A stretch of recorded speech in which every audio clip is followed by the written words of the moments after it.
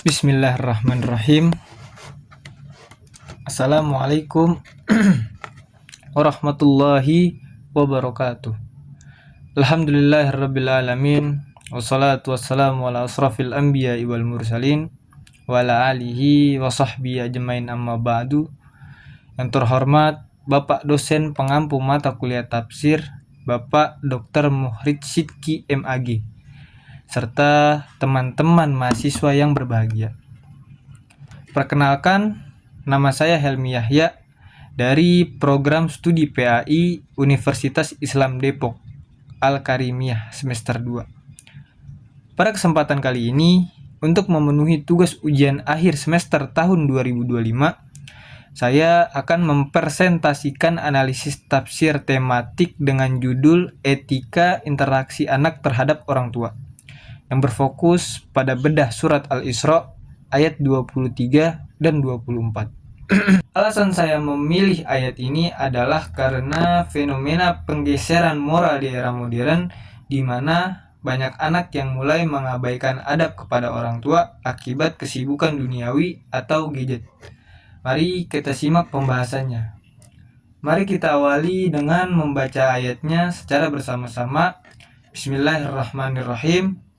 Wa qadha rabbuka alla ta'budu illa iyyah wa bil walidaini ihsana imma yablughanna indakal kibara ahaduhuma aw kilahuma fala taqul lahumā uffin wa la tanharhumā wa qul lahumā qawlan karīmā wahfid lahumā janaha dhulli minar rahmati wa qur rabbirhamhumā kamā rabbayani shaghīra, yang artinya, dan Tuhanmu telah memerintahkan supaya kamu jangan menyembah selain Dia, dan hendaklah kamu berbuat baik pada ibu bapakmu dengan sebaik-baiknya.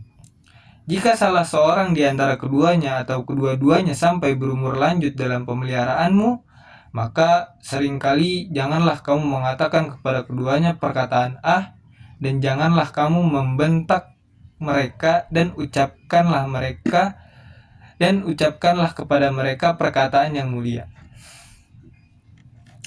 Dan rendahkanlah dirimu terhadap mereka berdua dengan penuh kesayangan, dan ucapkanlah, wahai Tuhanku, kasihilah mereka keduanya sebagaimana mereka berdua telah mendidik aku waktu kecil. Teman-teman sekalian, untuk memahami kedalaman makna ayat ini, kita perlu membedah beberapa kosakata kunci atau mufradat penting. Yang pertama itu ada kata qadha. Kata ini sering diartikan memutuskan atau menetapkan. Namun, dalam konteks ini qadha bermakna perintah yang sangat tegas dan mengikat. Ini menunjukkan bahwa berbakti kepada orang tua bukan sekadar anjuran, tetapi ketetapan hukum dari Allah. Lanjut ke kosakata yang kedua. Ala ta'budu, janganlah menyembah.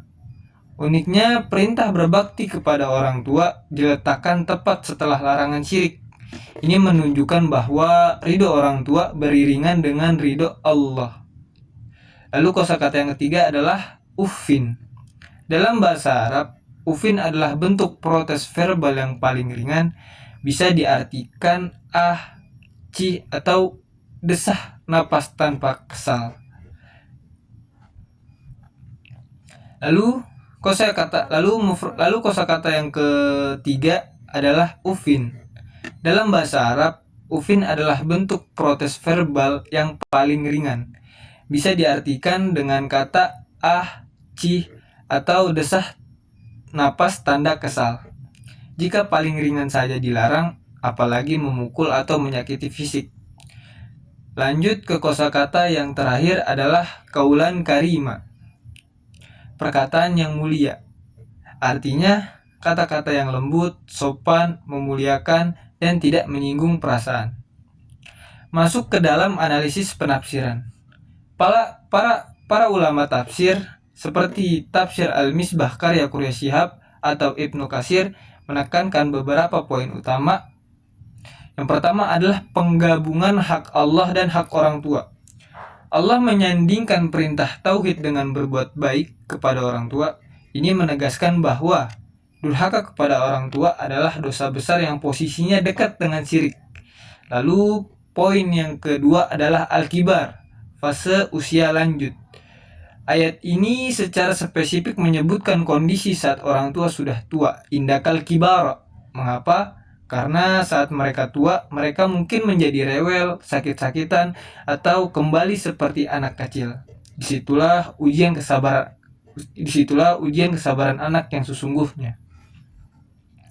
Lanjut ke poin yang ketiga, larangan menghadrik, la tanharhuma. Islam melarang keras membentak, bahkan jika orang tua salah faham. Anak tetap tidak boleh meninggikan suara. Lalu poin yang ketiga adalah larangan menghadrik, la tanharhuma. Islam melarang keras membentak, bahkan jika orang tua salah faham. Anak tetap tidak boleh meninggikan suaranya. Lalu poin yang keempat adalah sikap tawadu, janahas dulli. Di ayat 24 digambarkan rendahkanlah sayapmu. Ini adalah metafora majas yang indah, menggambarkan anak harus Lanjut ke poin yang terakhir adalah sikap tawadu, janahas dulli, di mana ayat 24 ini digambarkan rendahkanlah sayapmu. Ini adalah metafora majas yang indah, menggambarkan anak harus menanggalkan ego, jabatan, kekayaan,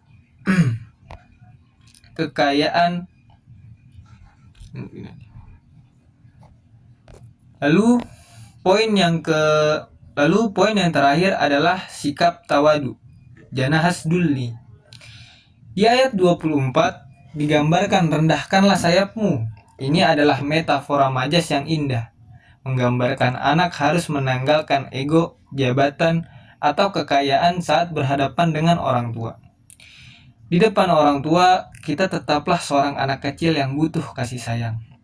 Lantas, bagaimana kita menerapkan ayat ini dalam konteks kehidupan modern tahun 2025 ini? Yang pertama adalah fenomena sandwich.